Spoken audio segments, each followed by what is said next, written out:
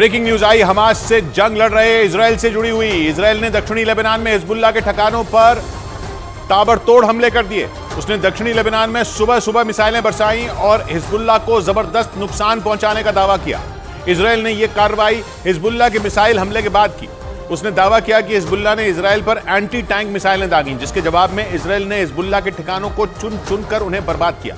इस खबर पर जावेद मंसूरी हमारे साथ लेबनान में इजराइल की सीमा से जुड़ रहे हैं और नीरज कुमार इजराइल के अशदोद से जुड़ रहे हैं। नीरज, क्या पता चल रहा है?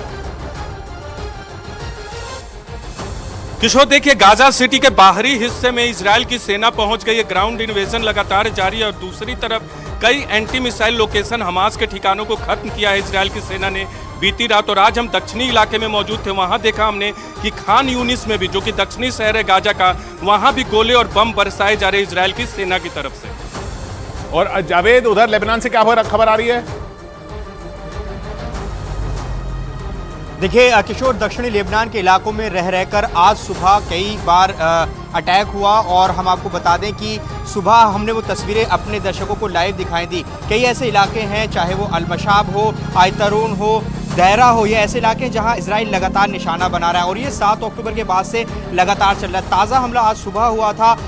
आज जो हम कह सकते हैं किशोर, सबसे बड़ा अटैक था, क्योंकि हम कई दिन से यहाँ पर घूम रहे हैं। ऐसा धुआं उठता हुआ हमने कभी नहीं देखा था, तो बड़ा अटैक किया गया इजराइल की तरफ से।